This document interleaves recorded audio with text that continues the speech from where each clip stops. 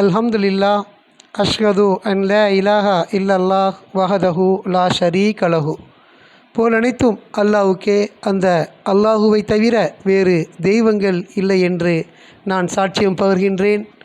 நாம் வழிபடக்கூடிய அந்த மகத்தானவராகிய நம்முடைய இரட்சகர் தனித்தவராகவும் ஒருவராகவும் புகழுக்கு தகுதியுடையவராகவும் எல்லாம் அறிந்தவராகவும் எல்லா வல்லமையும் உள்ளவராகவும் ஞானமிக்கவராகவும் அனைத்தையும் அறிந்தவராகவும் இருக்கின்றார். அத்தகைய இரட்சகரை இங்கே நாம் அவரை மட்டுமே கலப்படமின்றி தனித்து வழிபடுவதற்காக இந்த ஜும்மாவிலே அமர்ந்திருக்கின்றோம்.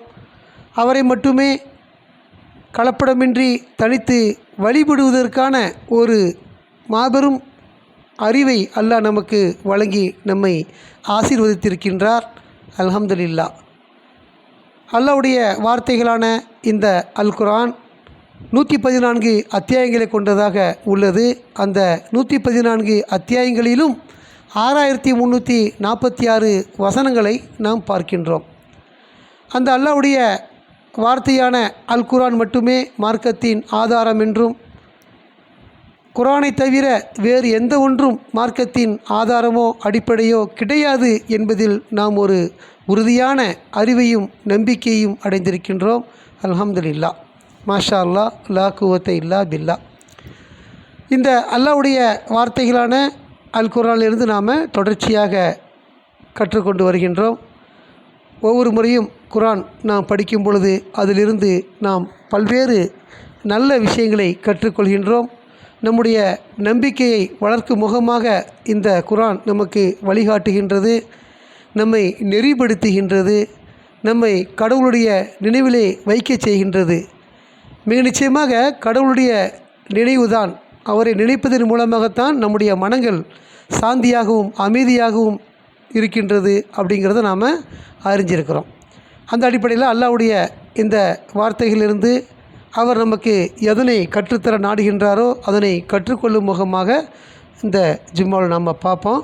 சென்ற வாரம் நாம் சூரா 84 தகர்க்கப்படுதல் அல் இன்ஷிகாக் என்று சொல்லக்கூடிய ஒரு அத்தியாயம், அதில் நாம் 19 வசனங்கள் பார்த்துருக்குறோம். இன்னும் அதில் ஒரு 6 வசனங்கள் இருக்குது. இன்ஷால்லா நம்ம அதை பார்ப்போம். அப்போ நம்ம சென்ற வாரம் பார்த்த வசனங்கள் அதை நம்ம வாசிச்சிடலாம். அவுது பில்லாஹி மினஷ் ஷைத்தானிர் ரஜீம். சூரா 84 தகர்க்கப்படுதல் அல் இன்ஷிகாக். கடவுளின் பெயரால் மிக்க அருளாளர் மிக்க கருணையாளர். வானமானது தகர்க்கப்படுகின்ற அந்நேரம் வரும். அது தன் இரட்சகரிடம் சரணடைந்து விடும், மேலும் காலாவதியாகிவிடும். பூமியானது சமப்படுத்தப்படும். கக்கியவாறு அது தன் உள் இருப்பவற்றை வெளித்தள்ளிவிடும். அது தன் இரட்சகரிடம் சரணடைந்துவிடும், மேலும் காலாவதியாகிவிடும். மானிடர்களே, பின்னோக்கி செல்ல இயலாதவாறு உங்களுடைய இரட்சகருடன் ஒரு சந்திப்பை முன்னோக்கி நீங்கள் சென்று கொண்டிருக்கின்றீர்கள். தன்னுடைய பதிவேட்டை அவருடைய வழக்கரத்தில் பெற்றுக்கொள்கின்ற ஒருவரை பொறுத்தவரை அவருடைய கேள்வி கணக்கு இலகுவானதாக இருக்கும். அவர் உல்லாசமாக தன்னுடைய சமூகத்தாரிடம் திரும்பி செல்வார். தன்னுடைய பதிவேட்டை அவருடைய முதுகுக்கு பின்னால் பெற்றுக்கொள்கின்ற ஒருவரை பொறுத்தவரை, தன்னுடைய பதிவேட்டை அவனுடைய முதுகுக்கு பின்னால் பெற்றுக்கொள்கின்ற ஒருவனை பொறுத்தவரை அவன் குற்ற உணர்வால் அழுத்தப்பட்டவனாகி விடுவான், மேலும் நரகத்தில் கருகுவான். தன்னுடைய சமூகத்தாரிடம் ஆணவத்துடன் நடந்து கொள்பவனாக அவன் இருந்தான். கணக்கு கொடுப்பதற்காக ஒருபோதும் அழைக்கப்பட மாட்டோம் என்று அவன் நினைத்தான். ஆம், மெய்யாகவே அவருடைய இரட்சகர் அவனை பார்ப்பவராக இருந்தார். ரோஜா வண்ண அந்தி பொழுதின் மீது நான் பவித்திரமான சத்தியம் செய்கின்றேன். மேலும் இரவின் மீது அது பரவும் போது, மேலும் நிலவின் மீதும் அதன் பட்சங்கள் மீதும் படிப்படியாக நீங்கள் நிலை மாறுவீர்கள் அப்படின்னு சொல்லிட்டு நாம் சென்ற வாரம் இந்த 19 வசனங்கள் பார்த்தோம். படிப்படியாக நிலை மாறுவோம் அப்படிங்கிறத நாம் நம்ம உடல் ரீதியாக நிறைய விஷயங்களை கற்றுக்கொண்டோம். தொடர்ச்சியாக 20வது வசனத்தில் சொல்லப்படுது, அவுது பில்லாஹி மினஷ் ஷைத்தானிர் ரஜீம். ஏன் அவர்கள் நம்பிக்கை கொள்வதில்லை அப்படின்னு சொல்கிறார். இவ்வளோ விஷயங்கள் எல்லாம் நமக்கு சொல்லிவிட்டு, இதெல்லாம் பார்த்து அறிந்து அந்த அறிவை அடைந்த பிறகும் ஏன் அவர்கள் நம்பிக்கை கொள்வதில்லை அப்படிங்கிறத கேட்குறார். நம்பிக்கை கொள்வதற்கு நமக்கு ஏராளமான அத்தாட்சிகள் அல்லாஹ் கொடுத்துருக்கிறார். நம்பிக்கை கொள்ளாமல் இருப்பதற்கு தான் இங்கே எந்த முகாந்திரமும் இல்லை. கடவுளை நம்புவதற்கு நமக்கு நிறைய சான்றுகளை அல்லாஹ் வழங்கியிருக்கின்றார். நம்ம கண் முன்னால் தோன்றக்கூடிய ஒவ்வொரு படைப்பும் மிகச்சிறந்த சான்றாக இருக்கின்றது. நம்முடைய வாழ்வு ஒரு சான்றாக இருக்கின்றது. நம்முடைய அன்றாட செய்திகளை பார்க்குறோம், அன்றாட விஷயங்கள் நிகழ்வுகளை பார்க்குறோம், அன்றாட நாம் ஒரு அறிவை பெறுகின்றோம். ஒவ்வொரு விஷயமும் அதில் நமக்கு சான்று அளிக்கக்கூடியதாக இருக்குது. வானம், பூமி, மலை, பயிர்கள், கால்நடைகள், அதனுடைய வளர்ச்சிகள், அதனுடைய அறிவுகள் இல்லையா, ஏராளமான நம்முடைய கண் முன்னே நமக்கு காட்டிக்கிட்டே இருக்குது. அவர் படைத்திருக்கக்கூடிய சூரியன், அதன் மூலமாக நாம் பெறக்கூடிய ஒளி, வெளிச்சம், பார்வை இல்லையா, எவ்வளோ விஷயங்கள் நம்ம அதை வெயிலை பயன்படுத்துகிறோம். அப்படி அவருடைய சான்றுகள் இந்த உலகத்தில் நிரம்பி வழிந்ததாக இருக்கின்றது. அவ்வளோ இருந்தும் அல்லாஹ் கேட்குறாரு, ஏன் அவர்கள் நம்பிக்கை கொள்வதில்லை அப்படின்னு கேட்டுட்டு அதுக்கு திருப்பி பதிலும் அல்லாஹ் சொல்கிறார், என்ன மாதிரி நபர் அப்படிங்கிறத. ஆக நாம் நம்பிக்கை கொள்வதற்கு நம்முடைய உடல் உள்ள உறுப்புகள், நாம் உண்ணக்கூடிய உணவுகள், அது எவ்வாறு உருவாகின்றது, தயாராகின்றது அப்படிங்கிற அறிவு எல்லாமே அல்லாஹ்வுடைய சான்றுகளாக இருக்குது. ஒன்றும் இல்லாமல் இருந்து படைக்கப்பட்டதாக இருக்கின்றது. அல்லாஹ்வுடைய ஒவ்வொரு படைப்புமே இல்லாமல் இருந்து படைக்கப்பட்டதாக இருக்குது. அது மிகச்சிறந்த ஒரு சான்றாக இருக்குது. இன்னும் அதையெல்லாம் தாண்டி நம்முடைய சமகாலத்தில் 19 என்ற கணித ரீதியான கட்டமைப்பில் இந்த வேதம் வழங்கப்பட்டிருப்பது நமக்கு ஒரு சான்றாக இருக்குது. நம்முடைய இந்த எல்லா சான்றுகளும் நம்ம என்ன செய்து நம்முடைய நம்பிக்கையை அதிகரிப்பு செய்வதற்கு ஏதுவாக இருக்குது. நம்முடைய நம்பிக்கை அது அதிகரிக்கின்றது. புதிய சான்றுகளை பார்க்கும் பொழுது நம்முடைய நம்பிக்கை அது அதிகரிக்கிறது, நம்பிக்கையாளரை பொறுத்த வரைக்கும். ஆனால் நம்பிக்கையற்றவர்களை பொறுத்த வரைக்கும் ஏன் அவர்கள் நம்பிக்கை கொள்வதில்லை அப்படின்னு ஒரு அல்லாஹ் கேள்வி கேட்டு, மேலும் அவர்களுக்கு குர்ஆன் ஓதி காட்டப்பட்டால் அவர்கள் சிரம்படிந்து வீழ்வதில்லை அப்படிங்கிறார். குர்ஆனில் சிரம்படிந்து வீழ்வதற்கு நிறைய வசனங்கள் இருக்குது. ஒவ்வொரு விஷயமும் நமக்கு கடவுள் மட்டும் அப்படிங்கிறத போதிக்குது. அந்த விஷயங்கள் நம்ம கேள்விப்பட்ட மாத்திரத்திலேயே நாம் சரணடைய வேண்டுங்கிற ஒரு ஆர்வம், ஆசை, விருப்பம் நமக்கு உள்ளே ஏற்படும். ஒரு வசனத்தை பார்த்த உடனே அதன் மூலம் நம்ம என்ன பெற்றுக்கொண்டோமோ அதை அடைஞ்ச உடனே நம்ம சஜ்தா செய்கிறோம். கேட்ட மாத்திரத்திலே நம்ம அதுக்கு பணிகிறோம், அதை ஏற்றுக்கொள்கிறோம். அதை ஏற்று அதன் வழி நடப்பதற்கு நாம் அதை மனம் ஒப்புக்கொள்கின்றது. அப்படி அவர்களுக்கு குர்ஆன் ஓதி காட்டப்பட்டால் அவர்கள் சிரம்படிந்து வீழ்வதில்லை. சிரம்படிந்து வீழ்வதுங்கிறது ஒரு சப்ஜெக்ட் இருக்குது, அதுக்கு கேட்டு நடப்பதுங்கிறது ஒரு சப்ஜெக்ட் இருக்குது. நம்பிக்கையாளரை பொறுத்த வரைக்கும் எல்லாமே சமயம் சூழ்நிலையை பொறுத்து நாம் செய்யக்கூடிய நபராக இருந்துகிட்ருக்குறோம். அல்ஹம்துலில்லாஹ். அவங்க அதை செய்கிறதில்ல, ஏன்னா அவர்களுக்கு அதன் மீது நம்பிக்கை கிடையாது. கடவுள் நம்பிக்கை கிடையாது, மறுமை நம்பிக்கை கிடையாது, சொர்க்கம் நரகம் நம்பிக்கை கிடையாது. இந்த வாழ்வு மட்டும்தான் நிஜம் நினைக்கிறாங்க. எதை கண்ணால் காண்கின்றானோ அதை மட்டுமே நம்பக்கூடியவனாக அவன் இருக்கின்றான். மறுமை வாழ்வை அவன் நம்பவே இல்லை. அதன் விளைவாக இந்த குர்ஆன் படிக்கப்படும் பொழுதோ பேசப்படும் பொழுதோ அவனுடைய அறிவையோ அதனுடைய ஆற்றலையோ அதனுடைய அற்புதத்தையோ அவன் என்ன செய்கிறதில்ல, கவனத்தில் எடுத்துக்கொள்வதில்லை. அதனால் அவன் என்ன செய்கிறதில்ல, சிரமடைந்து வீழ்வதில்லை. இது ஏனெனில் நம்பிக்கை கொள்ள மறுப்பவர்கள் ஏற்றுக்கொள்ள மறுக்கின்றனர். நம்பிக்கை கடவுளை நம்பாதவங்க இந்த குர்ஆனை ஏற்றுக்கொள்ள மறுக்கிறாங்க. குர்ஆனை ஏற்றுக்கொள்ளாததுனால அந்த குர்ஆனில் உள்ள வசனங்களுக்கு அவர்கள் சிரமடைந்து வீழ்வதில்லை அப்படின்னு நமக்கு அல்லாஹ் சொல்கிறார். அப்போ வழி நிறைந்த தண்டனையை அவர்களுக்கு வாக்களிப்பீராக. ஒரு தண்டனை இருக்குது, மறுமைன்னு ஒன்று இருக்குது. இப்போ நம்ம சுகவாசியாக இருக்கிறோம், எல்லாருக்குமே சமமான நிலைமை தான். நம்பிக்கையாளராக இருந்தாலும் நம்பிக்கை இல்லாதவங்களாகவும் எல்லா மக்களுக்குமே ஒரு சமமான சூழ்நிலை இருந்துகிட்ருக்குது. நான் எல்லாருமே காற்று, நீர், வெயில் பொதுவாக அனுபவிக்கக்கூடிய மக்களாக இருக்கிறோம் இல்லையா? ஆனால் இதெல்லாம் தாண்டி நமக்கு இன்னொரு வாழ்வு இருக்குது. நமக்கு மரணம் நிச்சயமாக இருக்குது. மரணத்திற்கு பிறகு நம்முடைய உடல் இந்த பூமியோட பூமியாக மக்கி போயிடுது. நம்முடைய ஆன்மா ரியல் பெர்சன், நம்முடைய உண்மையான நபர் யாருன்னு கேட்டால் நம்முடைய ஆன்மா தான். நம்முடைய ஆன்மாவுக்கான இந்த உடை தான் இந்த உடல். இந்த உடலுக்கு நம்ம ஒரு உடையை போடுறோம், ஒரு சட்டை, பேண்ட்டு, ஆடை, மேலாடை, உள்ளாடை நிறைய அணிஞ்சிக்கிறோம். இதெல்லாம் என்ன அப்படின்னா நம் உடலை மறைப்பதற்கான ஒரு ஆடையாக இருக்குது. ஆனால் நம்முடைய ஆன்மாவை மறைப்பதற்கான ஒரு ஆடை தான் நம் உடலே இருக்குது. நம்முடைய ஆன்மா வெளியேறிவிட்டால் இந்த உடல் என்ன செய்யப்படுது, மண்ணோட மண்ணாக புதைக்கப்படுது, அங்கே மக்கி போயிடுது இல்லையா? அப்போ இந்த ஆன்மா தான் என்ன செய்ய போகுது, உண்மையான நம்முடைய ஆன்மா அந்த சொர்க்கத்தையோ நரகத்தையோ அடைய போகுது அப்படிங்கிறது அல்லாஹ் நமக்கு சொல்லி காட்டுறாரு. வழி நிறைந்த தண்டனையை அவர்களுக்கு வாக்களிப்பீராக, அதன் மூலமாக எச்சரிக்கிறது. தண்டனையின் மூலமாக இன்னொரு வாழ்வு இருக்குது, அந்த வாழ்வில் தண்டனை இருக்குது. அந்த எச்சரிக்கையை நாம் அவங்களுக்கு சொல்லி, கடவுளை மட்டும் நீங்கள் நம்பிக்கை கொண்டீங்கன்னா நீங்கள் காப்பாற்றப்படுவீங்க, கடவுளை மட்டும் நீங்கள் வழிபட்டால் நீங்கள் காப்பாற்றப்படுவீர்கள் அப்படிங்கிற செய்தியை அவங்களுக்கு நாம் என்ன செய்யணும், சொல்லணும், எத்தி வைக்கணும். ஆக வழி நிறைந்த தண்டனையை அவர்களுக்கு வாக்களிப்பீராக, நம்பிக்கை கொண்டு மேலும் நன்னெறியானதொரு வாழ்வு நடத்தியவர்களை பொறுத்தவரை நன்கு தகுதியானதொரு பிரதிபலனை அவர்கள் பெறுகின்றனர் அப்படின்னு சொல்கிறார். நம்பிக்கையற்ற மக்களுக்கு வழி நிறைந்த தண்டனையை வாக்களித்து நம்பிக்கை கொண்ட மக்களுக்கும் அல்லாஹ் என்ன சொல்கிறாரு, நம்பிக்கை கொண்டு மேலும் நன்னெறியானதொரு வாழ்வு நடத்தியவர்களை பொறுத்தவரை. நம்பிக்கை கொண்டது மட்டும் போதாது, ஈமான் கொண்டால் அந்த ஈமானுடைய வெளிப்பாடாக நம்முடைய நன்னெறியான காரியங்கள் இருக்கணும் இல்லையா. அப்படி செய்தவர்களை பொறுத்தவரை நன்கு தகுதியானதொரு பிரதிபலனை அவர்கள் பெறுகின்றனர் அப்படிங்கிறார். மறுமையில் அதுக்கு தகுதியான பிரதிபலனை, நன்கு தகுதியான பிரதிபலனை, நாம் செஞ்ச காரியத்தை விட மிகச்சிறந்த பிரதிபலனை அவர்கள் பெறுகின்றனங்கிற வாக்காளர் நம்ம கொடுக்குறார். மிக நிச்சயமாக இந்த உலகத்தில் நம்ம நிறைய விஷயங்கள் பார்க்குறோம். அல்லாஹ்வுடைய வார்த்தைகள், அதனுடைய உண்மைகள், அல்லாஹ் சொன்ன எல்லா மகத்தான விஷயங்களும் நடந்து கொண்டு இருப்பதை பார்க்குறோம்.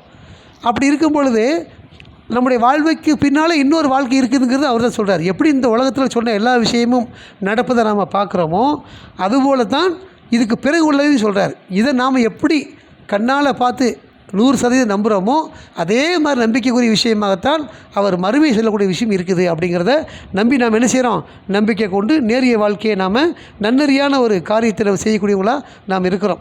அப்போது அந்த மாதிரி செய்யும் பொழுது நன்கு தகுதியானதொரு பிரதிபலனை அவர்கள் பெறுகின்றனர் அப்படிங்கிற ஒரு சுப செய்தியை நமக்கெல்லாம் இந்த 25வது வசனத்தில் சொல்கிறார்.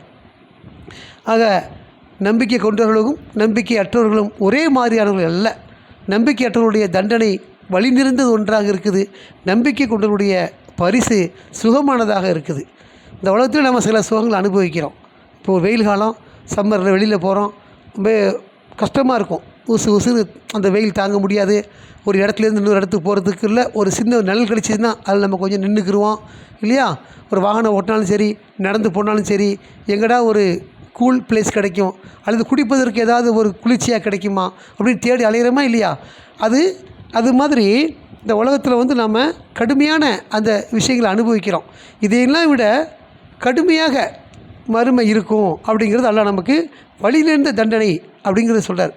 வழி ஏதாவது ஒரு உசுண்டு போகிற மாதிரி இருக்கும், வெயிலோ மழையோ ரெண்டுமே நமக்கு சரிப்பட்டு வராத மாதிரி நினச்சிட்ருப்போம். ஆனால் மறுமையை பொறுத்த வரைக்கும் அது வழி நிறைந்ததாக இருக்கும். தண்டனை சாதாரணமாக இருக்காது, தண்டனை வழி நிறைந்ததாக இருக்கும். அது நம்பிக்கையற்றவர்களுக்கு வாக்களிக்கப்பட்டதாக இருக்குது. நம்பிக்கை கொண்டு நன்னறியான வாழ்வு நடத்தியவர்களை பொறுத்தவரை நன்கு தகுதியானதொரு பிரதிபலனை அவர்கள் பெறுகின்றனர். எல்லோருமே ஆசைப்படக்கூடியது, விரும்பக்கூடியது நமக்கு ஒரு நல்ல வாழ்வு இருக்கணும், மறுமையை பொறுத்த வரைக்கும் சுபிட்சமான ஒரு வாழ்வு இருக்கணும், அந்த வாழ்வு நிரந்தரமான வாழ்வாக இருக்குது, அந்த வாழ்வை நாம் வெற்றி பெறணும், ஜெயிக்கணும், தோற்று விடக்கூடாது அப்படின்னு ஒரு ஆசையில் நாம் இருந்துக்கிட்டே இருக்கிறோம். அதை நமக்கு அல்லாஹ் வாக்களிக்கிறாரு, நமக்கு அதை மிக நிச்சயமாக தருவார் அப்படிங்கிறத இந்த 25வது வசனத்தில் பார்க்குறோம். தொடர்ச்சியாக நாம் அல்லாஹ்வுடைய அடுத்தடுத்த வார்த்தைகளை, வசனங்களை பார்ப்போம். தூபு இலல்லாஹ், அல்ஹம்துலில்லாஹ், அஷ்ஹது அன் லா இலாஹா இல்லல்லாஹ் வஹதஹு லா ஷரீக லஹு. போல் அனைத்தும் அல்லாஹ்வுக்கே, அந்த அல்லாஹுவை தவிர வேறு தெய்வங்கள் இல்லை என்று நான் சாட்சியம் பகர்கின்றேன். நாம் வழிபடக்கூடிய அந்த அல்லாஹ் ஒருவராகவும் தனித்தவராகவும் இணைகள் அற்றவராகவும் ஏகோபித்த அதிகாரத்திற்கு உரிமையுள்ள ஒருவராகவும் நம்முடைய ஒரே எஜமானராகவும் கண்ணியமிக்கவராகவும் கனிவானவராகவும் இரக்கமுடையவராகவும் இருக்கின்றார். அத்தகைய தன்மைகளை கொண்ட நம்முடைய மகத்தான இரட்சகரை இங்கே நினைவு கூறுவதற்காக, நாம் அவரை மட்டுமே கலப்படமின்றி தனித்து வழிபடுவதற்காக இந்த ஜும்மாவுடைய 2வது அமர்விலே அமர்ந்திருக்கின்றோம். மாஷா அல்லா, லா குவத்த இல்லா பில்லா, அல்ஹம்துலில்லாஹ். அவுது பில்லாஹி மினஷ் ஷைத்தானிர் ரஜீம். சூரா 83. மோசடியாளர்கள், அல் முத்தஃபிஃபீன். அல்லாஹ்வுடைய வார்த்தைகளான அல் குர்ஆன் மட்டுமே மார்க்கத்தின் ஆதாரம் என்றும், அதை தவிர வேறு எந்த ஒன்றும் மார்க்கத்தின் ஆதாரமோ அடிப்படையோ கிடையாது என்பதில் நமக்கு அல்லாஹ் ஒரு உறுதியான அறிவையும் நம்பிக்கையும் வழங்கியிருக்கின்றார். மாஷா அல்லா, லா குவத்த இல்லா பில்லா, அல்ஹம்துலில்லாஹ். பிஸ்மில்லாஹிர் ரஹ்மானிர் ரஹீம். கடவுளின் பெயரால் மிக்க அருளாளர் மிக்க கருணையாளர். அல்லாஹ் எத்தகையவர்னு சொன்னால் அவர் நம்மீது மிக்க அருளாளராகவும் பெரும் கருணையுடையவராகவும் இருக்கின்றார். நாம் வாழ்வில் ஒவ்வொரு சமயத்தில் நாம் அதை அனுபவித்து கொண்டிருப்பவர்களாக இருக்கின்றோம். அவருடைய அருளும் கிருபையும் இல்லாதிருந்தால் நாம் இவ்வளவு ஆரோக்கியமாக இருக்க முடியாது. மிக நிச்சயமாக அவர் நம்முடைய காரியங்களுக்கு பிரதிபலனாக இன்னும் அதையும் தாண்டி மிகச்சிறப்பாக செய்யக்கூடிய ஒருவராக இருக்கின்றார். அல்ஹம்துலில்லாஹ். 83வது அத்தியாயத்தினுடைய முதல் வசனம், மோசடியாளர்களுக்கு கேடுதான் அப்படின்னு துவங்குது. இஸ்லாத்தில் அல்லாஹ் நமக்கு சொல்லக்கூடிய பல கட்டளைகளில் ஒன்று மோசடி செய்யக்கூடாது அப்படிங்கிறது. மோசடிங்கிற மோசம் மற்றவங்களுக்கு எந்த உயிருக்கும் யாருக்கும் மோசம் செய்யக்கூடாது அப்படிங்கிறது கட்டளையாக இருக்குது. மோசங்கிறது பலவிதமான விஷயங்கள் நம்ம சொல்லலாம். ஒரு வியாபாரத்தில் மோசம் செய்கிறது, அல்லது நம்ப வச்சு மோசம் செய்கிறது இல்லையா, இந்த மாதிரி பலவிதமான விஷயங்கள் நம்ம சொல்ல முடியும். மோசடியாளர்களுக்கு கேடு தான், அந்த மாதிரி செய்யக்கூடாதுங்கிறது அல்லாஹ் சொல்கிறார். அப்படி மோசம் செஞ்சோம்னா ஒரு வியாபாரத்திலேயோ ஒரு இடையிலையோ கொடுக்கல் வாங்கலையோ அல்லது அமானிதத்திலேயோ இல்லை வாங்கிட்டு திருப்பி கொடுக்காமல் இருக்கிறதுலையோ எந்த ஒரு விஷயத்துலையுமே நாம் என்ன செய்யக்கூடாது, மோசம் செய்யக்கூடாது. அது மோசடிங்கிற அர்த்தத்தில் நம்ம சொல்லப்படுது. மோசடி செய்யக்கூடாது. அப்படி மோசடி செய்யக்கூடியவர்களாக இருந்தால் அவர்களுக்கு கேடுன்னு அல்லாஹ் சொல்கிறார். கேடுங்கிறது யார் அல்லாஹ் சொல்கிறது. மனிதருக்கு மனிதன் பேசிக்கிறோம், நல்லது கெட்டது கேடு அப்படின்னு. இதையெல்லாம் தாண்டி கடவுள் சொல்கிறார் அது கேடு அப்படின்னு. அந்த கேடு ஒரு மனிதனுக்கு வந்துருச்சுன்னா அது தாங்கி கொள்ள முடியாத விஷயமா இருக்கும். ஆக மோசடியாளர்களுக்கு கேடு அப்படின்னு சொன்னால் அந்த மோசடிகளை விட்டு நாம் என்ன செய்யணும், தவிர்த்து இருக்க வேண்டும் அப்படின்னு சொல்லி நாம் அதில் கற்றுக்கொள்கிறோம். நியாயமாக இருக்கணும், நேர்மையாக இருக்கணும், சமமாக பங்கு வைக்கணும். எந்த விஷயமா இருந்தாலும் சரி ஒழுங்கான முறையில் நாம் நடந்து கொள்வது, மோசடி இல்லாமல் இருப்பது, அது நம்பிக்கையாளருடைய பண்பாக இருக்குது. அந்த மோசடி இல்லாமல் இருந்தால் நாம் நம்பிக்கையாளராக இருப்போம். அந்த மோசடிகளை விட்டு நாம் என்ன செய்யணும், தவிர்த்து கொள்ள வேண்டும். அது நமக்கு மிகப்பெரிய கேடுங்கிறது எல்லாம் எச்சரிக்கிறார். அதுக்கு பிறகு அந்த கேடை பற்றி எல்லாம் சொல்லும்போது, அவர்கள் மக்களிடத்தில் பெறும்போது முழு அளவையும் உரிமையுடன் கேட்கின்றனர் அப்படிங்கிறார். மக்கள்கிட்ட பெறும்பொழுதுனா நாம் ஒரு பொருள் வாங்க போகிறோம்னா அதை வாங்குவதற்கு தகுந்த மாதிரி சரிசமமாக தந்தால் நம்ம திருப்தி ஆக மாட்டோம். அதையும் தாண்டி நமக்கு இடம் இருக்கணும். 500 கிராம் ஒரு பொருள் வாங்க போகிறோன்னா 500 கிராம் வாங்கும் பொழுது அதில் கொஞ்சம் முருவலாக இருந்தால் தான், ஒரு 10 கிராம் கூட இருந்தால் தான் மனசு என்ன செய்ய திருப்தியாக இருக்கும். ஏன்னா அது வாங்குறதில் நாம் என்ன செய்கிறோன்னா முழுமையாக வாங்க ஆசைப்படுறோம். அவர்கள் மக்களிடமிருந்து பெறும்போது முழு அளவையும் உரிமையுடன் கேட்கின்றனர். 500க்கு குறைச்சி போட மாட்டான், அவன் 500 தான் போடுவான். அது மட்டும் தந்தால் இவர் திருப்தி இருக்காது. 2 போட்டா என்ன அப்படின்னு கேட்டு வாங்குற மாதிரி அதை மக்கள் நம்ம என்ன செய்வோம், அப்படி தான் நம்ம மனம் இருக்குது. அதுதான் அல்லாஹ் தெளிவாக சொல்லி காட்டுறாரு. அவர்கள் மக்களிடமிருந்து பெறும்போது முழு அளவையும் உரிமையுடன் கேட்கின்றனர். எப்படி நம்ம காசு கொடுத்தா அரை கிலோ தான் உரிமை, அதை தாண்டி உரிமை கிடையாது. ஆனால் அதை என்ன செய்கிறது, இப்படி வாங்கணும் இப்படி தரணும் அப்படிங்கிற மாதிரி உரிமையோடு கேட்குறது. அப்படி செய்யக்கூடாதுங்கிறது அல்லாஹ் சொல்லி நமக்கு அது மாதிரி திருப்திப்படணும். நமக்கு எது சிறப்போ அதை அல்லாஹ் தருவார் அப்படின்னு. அரை கிலோ வாங்குகிறோம், கூட 10 கிராம் போட்டான், 510 இருந்துச்சு. அந்த 510 ஒழுங்கான பொருளாக இருக்குமா, அதில் எத்தனை சூத்த சொல்ல நமக்கு தெரியாது, மறைஞ்சிருக்கும். அதை நம்ம அதுக்கான ஒரு சமையல் செய்யும்போது தான் தெரிய வரும். அப்போ எவ்வளோ கழிவு அதில் போகுது நம்மளுக்கு இல்லையா. அப்போ அந்த கழிவு போகும்பொழுது அப்போ 510 நம்ம அவன்கிட்ட உரிமையோடு போராடி வாங்கி என்ன பண்ணி இருக்குது, இங்கே எல்லாம் போயிடும். இதெல்லாம் யார் கையில் இருக்குது, கடவுள் கையில் இருக்குது. அப்போ நமக்கு நாம் கொடுக்குற காசுக்கு சரியான பொருள் தந்தால் போதுங்கிற மனநிலைமையும் நமக்கு முதல்ல உண்டாக்கணும். 500க்கு 500 சரியாக இருக்குதா, ஓகே. ஆனால் இப்போ எல்லாம் டிஜிட்டல் திராஸ் ஆகிடுச்சு. நீ 501 எடுத்தால் அந்த 1 கிராமுக்கு என்ன காசுங்கிறது பில்லில் வந்துடும். சாதாரண தெரு வியாபாரம் தான் செய்ய முடியாது, 2 போடுன்னு கேட்டு வாங்குறதுக்கு. இதே நாம் ஒரு சூப்பர் மார்க்கெட்டோ வேறையோ மற்ற கடைகளுக்கு போனோம்னா அவன் டிஜிட்டலில் பில்லே வச்சுருப்பார். என்ன வேணும் எடுத்துக்கா, கூட 1 போடு 2 போடலாம் பேச்சு கிடையாது. நீ எவ்வளோனா எடுத்துக்கா, இடம் வந்துடுறாங்க. அங்கே 520 கிராம்னா 520 கிராமுக்கு விலை வந்துடும். 1 கிலோ 100 ரூபா, 520 கிராம் என்ன விலையோ பில்லை வந்துடும். அதை நம்ம கட்டி ஆகணும், கொடுத்தாகணும். இன்னும் சொல்ல போனால் 60 பைசா வந்தால் எக்ஸ்ட்ரா 40 பைசா கொடுத்து 1 ரூபாய் சேர்த்து தர வேண்டியிருக்காங்க இல்லையா. 50 கிலோ வந்தால் குறைச்சி வாங்குவாங்க, 50க்கு மேலே இருந்தால் கூட்டியும் வாங்குவாங்க. அப்போ இந்த மாதிரி டிஜிட்டல் திராஸ் வந்ததுக்கப்புறம் அந்த மாதிரி நிலைமை ஆகிப்போச்சு.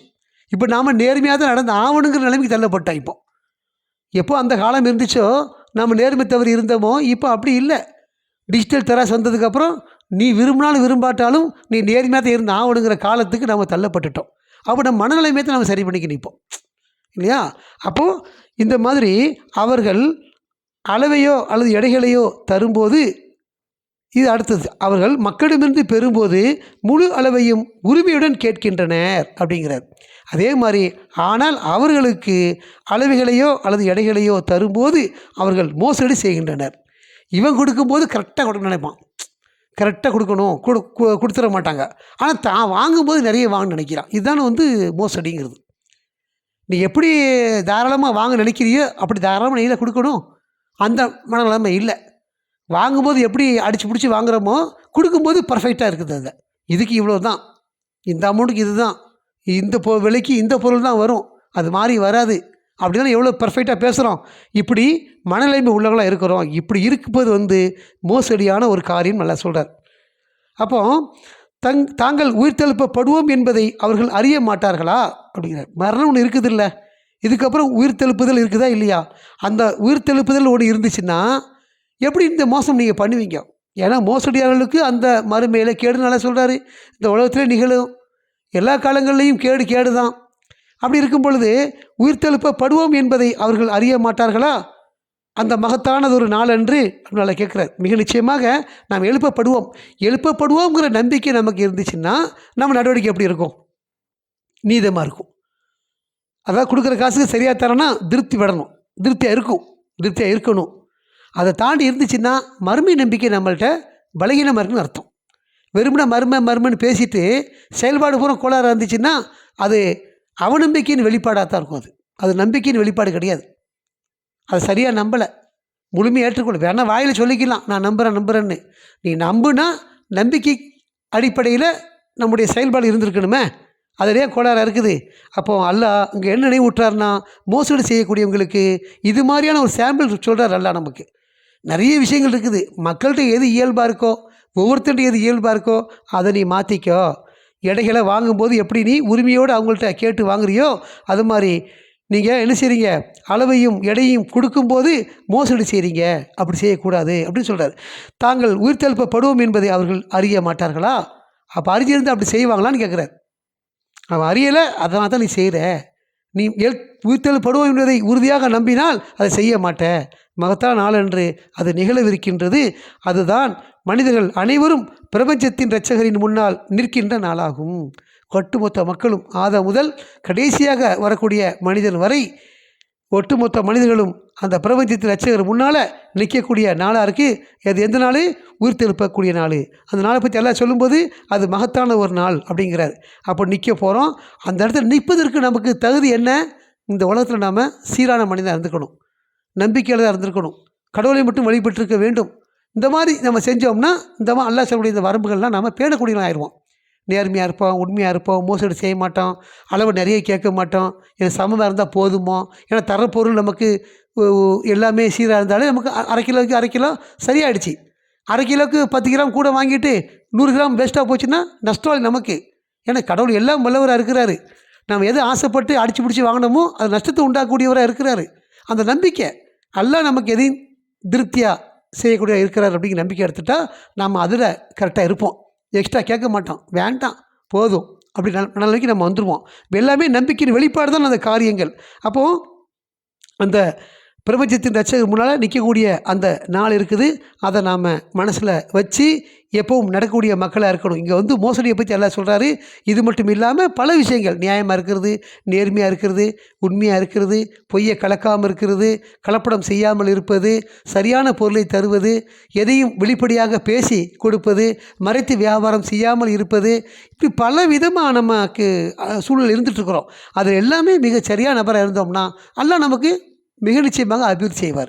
நாம் இந்த வியாபாரத்தை இப்படி பண்ணால் தான் பண்ண முடியும் நினச்சி தப்பு பண்ணோம்னா நஷ்டம் தான் நமக்கு வரும் அதில். ஆனால் கடவுள் சொல்கிற மாதிரி நம்ம செஞ்சிட்டோம்னா எல்லா வகையிலும் நம்ம என்ன செய்வோம், திருப்தியாக இருப்போம். நமக்கு நல்லது எல்லாம் வழங்குவார்.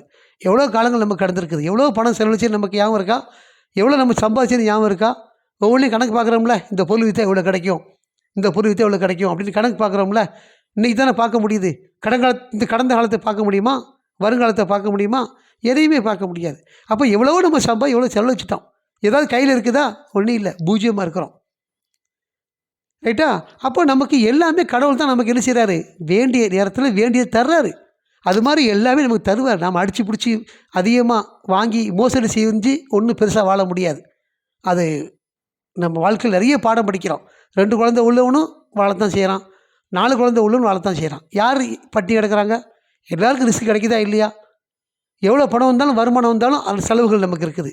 எவ்வளோ செலவு இருக்குதோ அதுக்கு தகுந்த வருமானம் நமக்கு எல்லாம் தந்துட்டு தான் இருக்கிறார். அதனால் இது மாதிரி மோசடி ஈடுபட வேண்டாங்கிறது தான் நம்ம அதில் கற்றுக்கொள்கிறோம் நம்முடைய வாழ்க்கையில். ஆக அந்த இரட்சகர் முன்னால், பிரபஞ்சத்தின் இரட்சகர் முன்னால் நிற்கக்கூடிய ஒரு நாள் இருக்குது. அந்த நாளை மனதில் கொண்டு இது போன்ற மோசடியிலிருந்து நாம் என்ன செய்யணும், விலகி இருக்க வேண்டுங்கிறத இந்த வசனத்தில் நம்ம படிச்சுக்கிறோம். அடுத்து, என் உண்மையில் தீயவர்களின் புத்தகமானது. அந்த மறுமையில் புத்தகம்லாம் இருக்குது, நம்மளை பற்றிய குறிப்புகள் 7ஆம் வசனத்தில் சொல்கிறாரு. உண்மையில் மனிதர்களின் புத்தகமானது சிச்சீனில் உள்ளது அப்படிங்கிறார். சிச்சின் என்பது என்னவென்று தெரியுமா? திருப்பி கேட்குறார். நமக்கு தெரியுமான்னு கேட்டு திருப்பி அதை கற்றுக் கொடுப்பார். எண்ணியல் அடிப்படையில் கட்டமைக்கப்பட்டதொரு புத்தகம். நம்மளுடைய வாழ்க்கை வரலாறு, நம்முடைய அசைவுகள், நம்முடைய செயல்பாடுகள், நம்முடைய பேச்சுக்கள், நம்முடைய ஜாடைகள், நம்முடைய பாவனைகள், நம்முடைய நடத்தைகள், நம்முடைய சிந்தனை, அறிவு, நம்முடைய உள்ளார்ந்த எண்ணம், ஆழ்மனதின் எண்ணம், தீய எண்ணம் எல்லாமே பதிவு செய்யப்பட்ட ஒன்றா ஒரு புத்தகத்தில் இருக்குது. உண்மையில் தீயவர்களுடைய புத்தகமானது சிச்சினில் உள்ளது. சிச்சின் என்பது என்னவென்று உமக்கு தெரியுமா? எண்ணியல் அடிப்படையில் கட்டமைக்கப்பட்டது ஒரு புத்தகம். நாம் தான் வாழ்க்கையில் நிறைய மறந்துருப்போம். ஆனால் கடவுளுடைய பதிவில் எல்லாமே இருக்குது. சிச்சின் புக்குங்கிற புக்கில் கெட்டனுடைய பதிவு இருக்குது. ஏற்க மறுப்பவர்களுக்கு அந்நாளில் கேடுதான். அவர்கள் தீர்ப்பு நாளின் மீது நம்பிக்கை கொள்வதில்லை. வரம்பு மீறுகின்றவன் பாவகரமானவன் தவிர எவர் ஒருவரும் அதனை நம்ப மறுக்க மாட்டார்கள். இப்படி இந்த வசனம் நமக்கு நிறைய அல்லாஹ் சொல்லிட்டு போகிறாரு. நம்ம இந்த சூறாவுடைய ஆரம்பத்தில் கற்றுக்கொண்ட விஷயம் என்னென்னா, மோசடி அந்த தலைப்பே வச்சுருக்காரு. மோசடியாளர்கள் அப்படின்னு ஒரு தலைப்பே வச்சுருக்கு. அப்படி இருக்கிறாங்கன்னு சொல்ல, முத்தஃபிஃபீன் இருக்கிறாங்க. அவங்களிருந்து நம்பிக்கையாளர்கள் நீங்கள் விலகிருங்க, தவிர்த்திருங்க. அந்த காரியத்திலிருந்து நீங்கள் விலகிருங்க, தவிர்த்து கொள்ளுங்க. அப்படி இருக்கும்பொழுது நீங்கள் என்ன செய்வீங்க, மீட்கப்படுவீங்க. அப்படிங்கிற விஷயத்தை நமக்கு எல்லாம் சொல்லித்தராரு. அதற்கு அல்லாஹ் மிக நிச்சயமாக நமக்கு அருளும் கிருபையும் செய்வார், உதவியாக இருப்பார். நம்பிக்கையாளர்களை ஒருபோதும் அவர் கைவிட மாட்டார். நம்முடைய பாவங்களை மன்னித்து மீட்டு கொள்ளக்கூடியவராக அவர் இருக்கின்றார். பாவங்களில் வீழாமல் இருப்பதற்கு அல்லாஹ் அருளும் கிருபையும் செய்வாராக என பிரார்த்தித்தவனாக இந்த ஜும்மாவுடைய 2வது பகுதியை நிறைவு செய்வோம். வார்த்தையின் போலனித்தும் அல்லாஹ்வுக்கே. மாஷா அல்லாஹ், லா குவத்த இல்லா பில்லா, அல்ஹம்துலில்லாஹ்.